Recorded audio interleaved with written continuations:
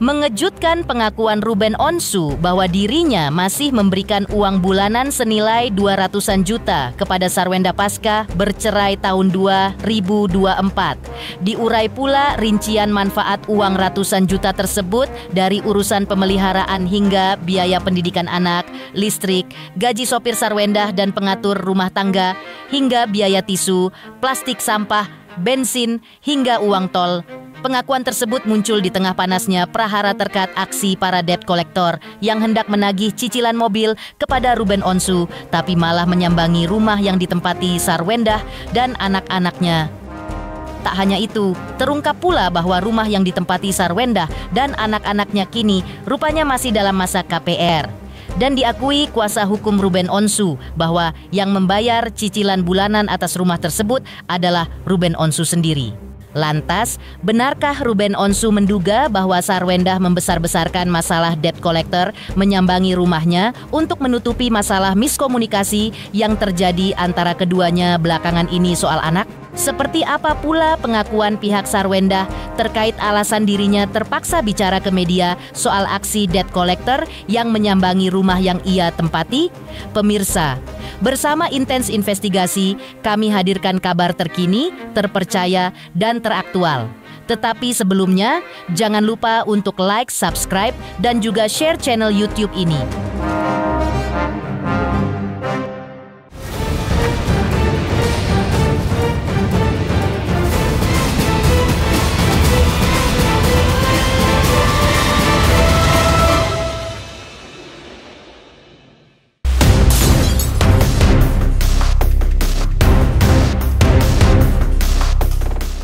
Terungkap fakta lain di balik prahara debt collector yang mendatangi rumah Sarwenda belum lama ini yang rupanya bertujuan untuk menagih cicilan mobil kepada Ruben Onsu.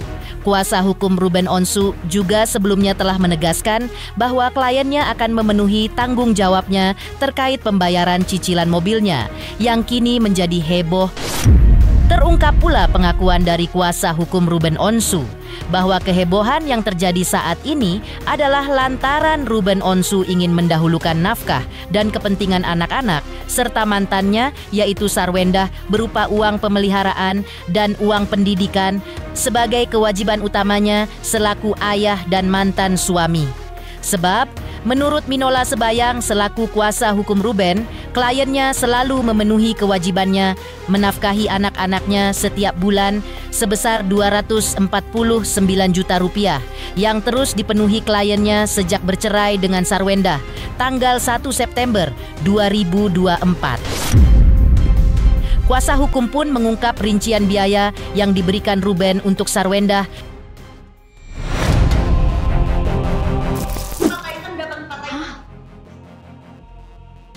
Kenapa kesini? Apa ya? Tunggu, apa tolongin. Kamu jangan keluar tuh. Jangan, jangan keluar lah. Jangan nih. Ya nggak apa-apa, ada Wendy di sini. Iya, maksudnya ngomong. Oh ya udah. Ya, kalau ini kan masalah negosiasi, masalah pembayaran. Jangan juga kemudian ini di framing sebagai suatu berita trauma, ada kolektor. Ini mau bicara traumanya atau mau menunjukkan bahwa Ruben lalai membayar kewajiban cicilan mobil? Yang mana ini? Ruben itu orang yang bertanggung jawab. Ya, mungkin teman-teman media dan masyarakat juga perlu tahu ya. Yang saya ungkapkan ini bukanlah sesuatu hal yang ingin memojokkan siapapun, tapi ini fakta kebenaran yang harus disampaikan, ya. Sejak klien kami bercerai dengan S, ya, yang seharusnya kewajiban klien kami sebagai mantan suami terhadap anak-anaknya itu adalah uang pemeliharaan dan uang pendidikan. Dari mulai perceraian di tahun 2024 di 1 September, Ruben tiap bulan itu memberikan biaya kepada S senilai Rp242.629.000. Boleh diambil. Ini hasil chattingan. Udah bercerai ini posisinya. Apa kira-kira untuk cicilan mobil Ruben gak mau bertanggung jawab? Kalau kita lihat di dalam perincian, apa sih rincian 242.629.000 ini? Bensin tol 68 juta. Sarang burung 9,3 juta. Listrik bagi dua, jadi sudah bercerai. Yang tinggal di rumah itu adalah S, yang menikmati listrik itu adalah S, tetap harus bagi dua biaya listriknya, 12,9 juta. Drivernya S tetap ada nilainya 7.050.000 rupiah. Gaji pembantu total 242.629, dan ini bukan hanya sekedar catatan dalam chattingan, ya, tapi ini dilengkapi dengan bukti transfer. Apakah hanya bulan September saja di tahun 2024? Tidak. Ini semua catatannya. Itu September, ini Oktober. Oktober di 265 juta. Ada rinciannya. Tiap bulan, ya tiap bulan. Karena di September 5,2 juta uang sampah, uang plastik sampah. Di Oktober juga 5,2 juta.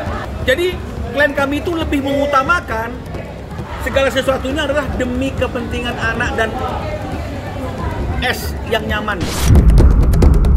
Jadi kadang-kadang kepentingannya dia sendiri pun dia tunda.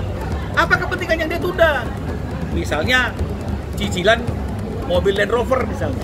Dan itu perlu dipertanyakan, apakah ada surat peringatan sehingga harus diserahkan kepada debt collector? Terus bagaimana cara penagihannya? Kalau tinggal dibilang, lu kan tahu gua udah berpisah dengan dia, lu kan tahu itu yang pesan bukan saya, lu kan tahu itu dipesan pada waktu saya dalam keadaan sudah tidak lagi berstatus suami istri. Selesai nggak? Kenapa sampai harus besar? Sampai harus ada preskon khusus?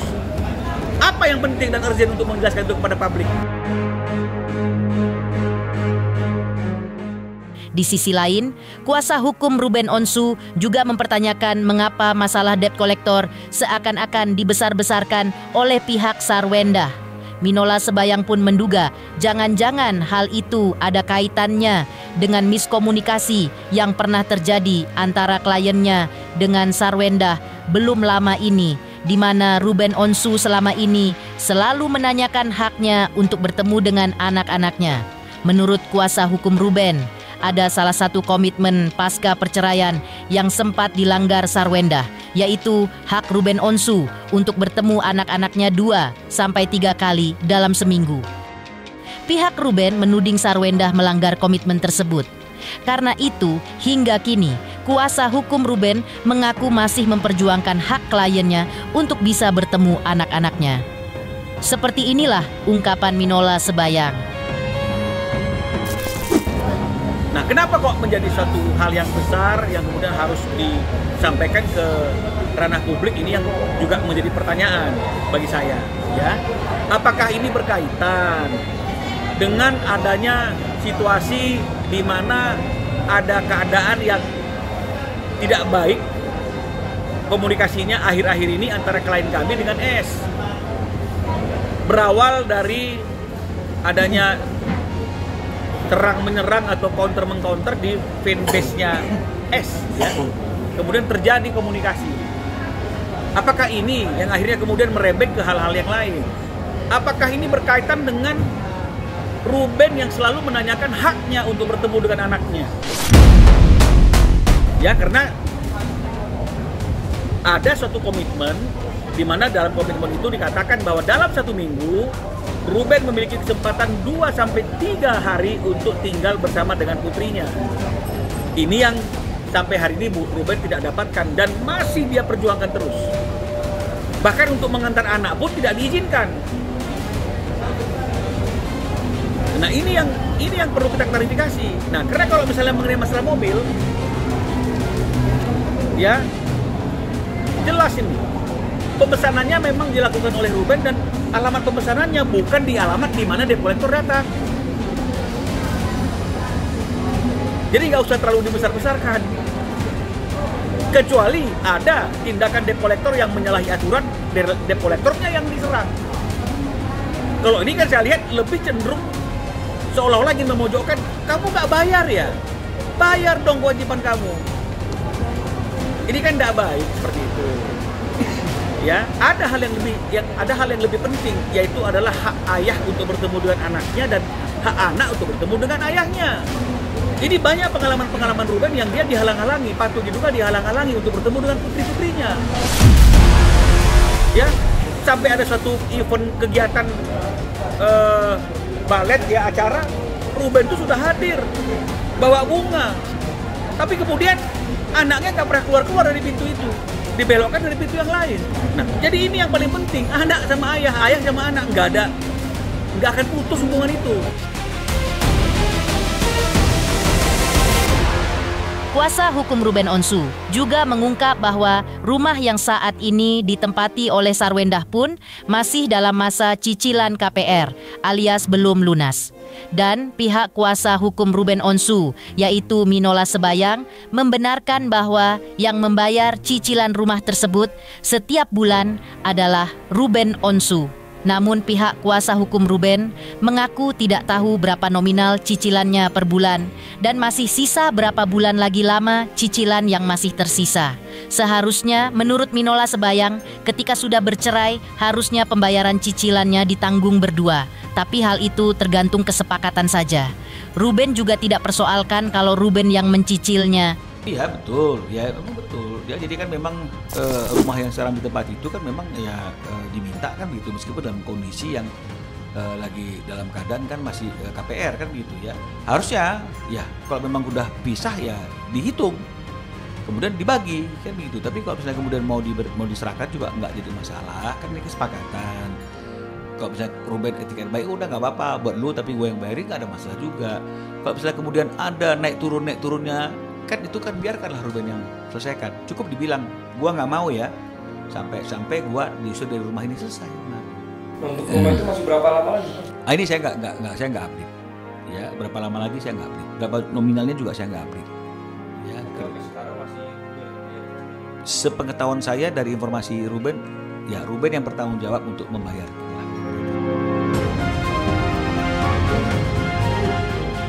Di tengah bergulirnya masalah debt collector yang menyambangi rumah Sarwendah ketika sedang live di sosial media, diungkap persoalan lain selama ini yang diam-diam membara antara Ruben dengan Sarwendah, yaitu terkait sulitnya Ruben untuk bertemu anak-anaknya. Karena itu, kuasa hukum Ruben sampai mempertanyakan alasan dari pihak Sarwendah sehingga melarang Ruben untuk bertemu dengan anak-anaknya. Kuasa hukum Ruben pun menunjukkan bukti bahwa Sarwendah tidak menjawab pertanyaan dari Ruben dalam chat yang dikirimnya.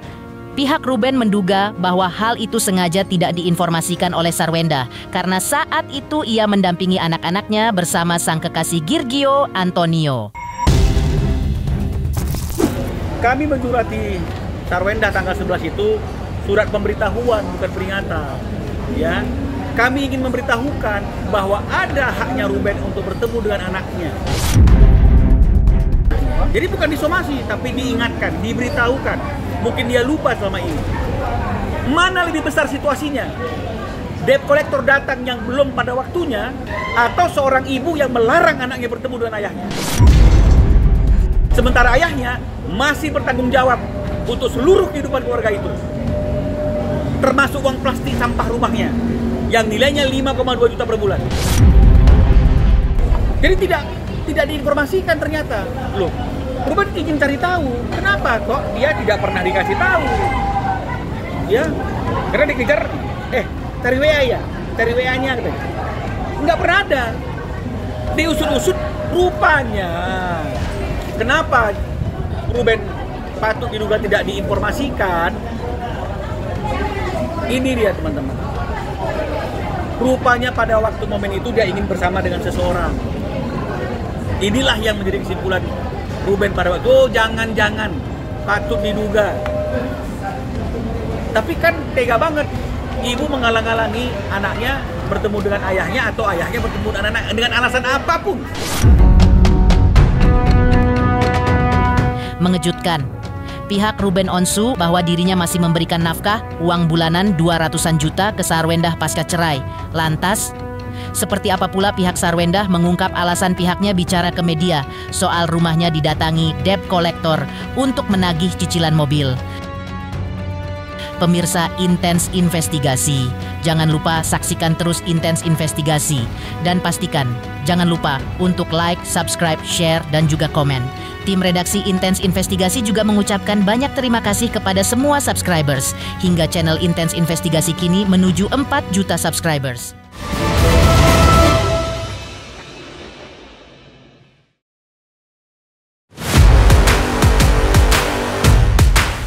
Prahara debt collector yang menyambangi rumah Sarwendah untuk menagih cicilan 1 unit mobil yang tertunggak atas nama RSO kian gempar.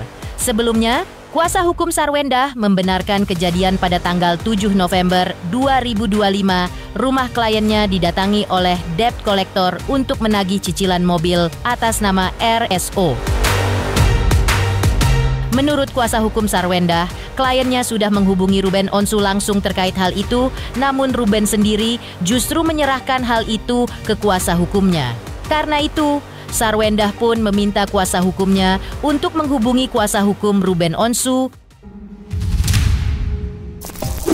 Memang klien kami sudah diskusilah dengan kami ya, bahwa saat itu memang kejadiannya mengagetkan klien kami karena debt collector ini memang datang ke rumah dan klien kami merasa bahwa memang tidak pernah ada sangkutan hutang gitu loh dengan orang, tapi tiba-tiba didatangi oleh debt collector ya. Jadi benar, minggu lalu sekitar tanggal 7 November ya, di hari Jumat, itu sekitar pukul 5, klien kami kedatangan 2 debt collector yang mencari 1 unit kendaraan Land Rover atau Range Rover begitu ya, karena adanya tunggakan cicilan utang. Nah, hal ini yang membuat klien kami cukup kaget begitu ya, dan di situ juga ada anak-anak. Jadi memang klien langsung mengabarkan kami dan ya itu fakta yang terjadi gitu. Jadi memang ada tunggakan dari RSO untuk Land Rover tersebut. Atas nama siapa, Bang? Mungkin kita sebut inisialnya ya, RSO ya. Oh.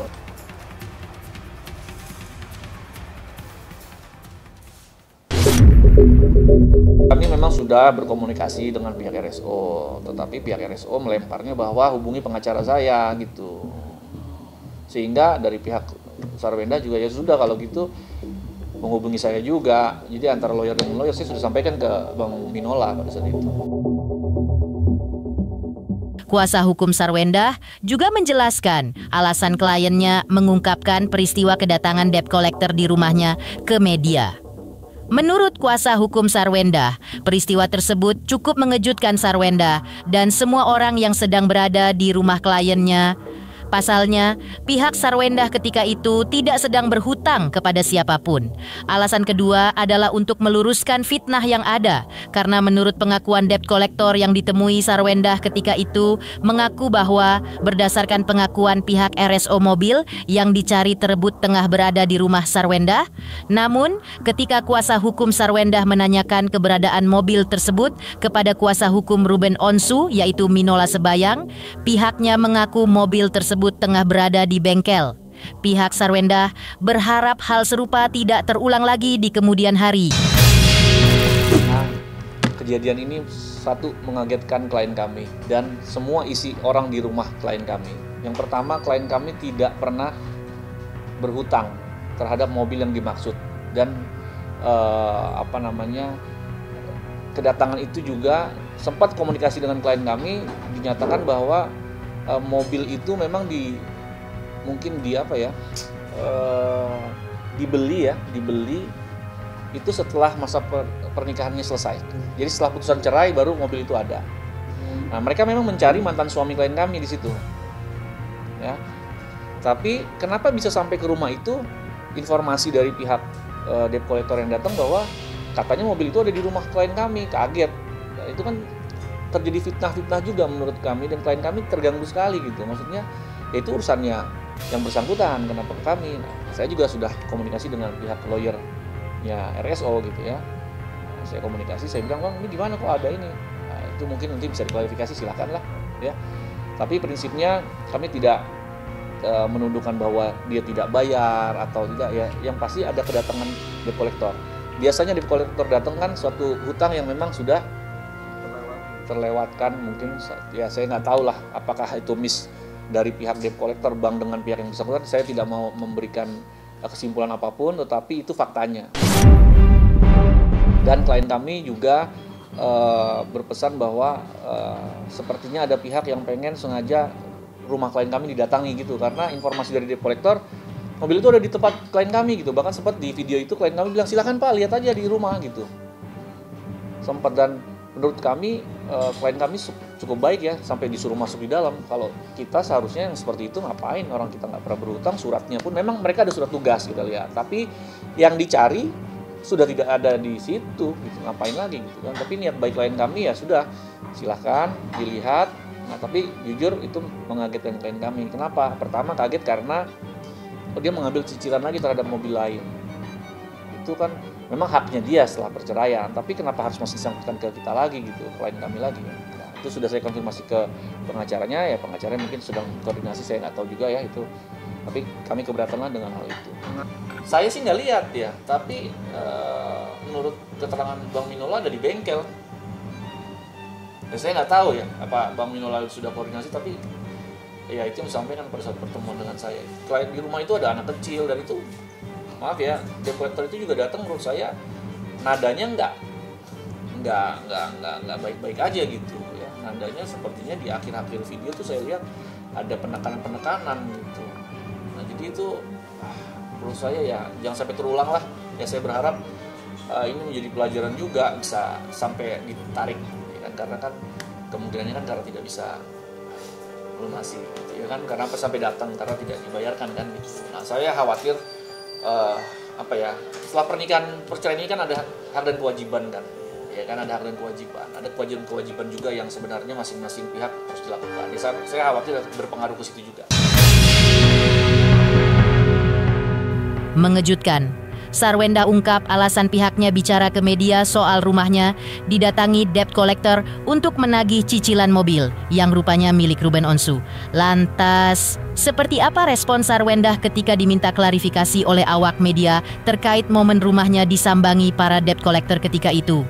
Pemirsa Intens Investigasi, jangan lupa saksikan terus Intens Investigasi dan pastikan jangan lupa untuk like, subscribe, share, dan juga komen.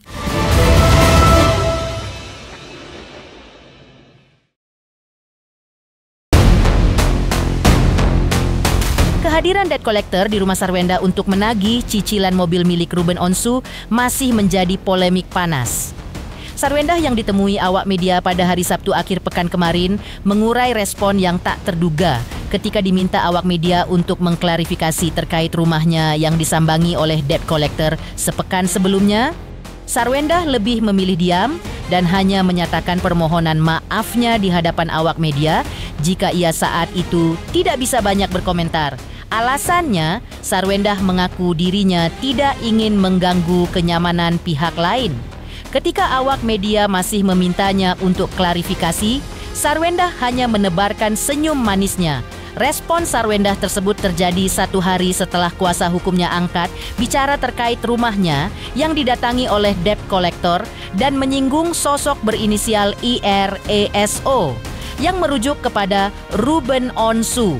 Hal itu mendorong Ruben Onsu pada hari Sabtu, tanggal 15 November lalu, angkat bicara menyampaikan klarifikasi melalui kuasa hukumnya Minola Sebayang. Ya, sebentar jalan ya. Kiwen gimana Kiwen?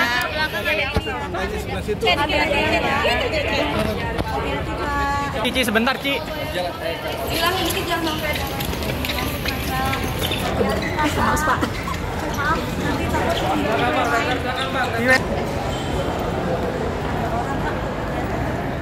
Pemirsa Intens Investigasi, jangan lupa saksikan terus Intens Investigasi dan pastikan jangan lupa untuk like, subscribe, share, dan juga komen.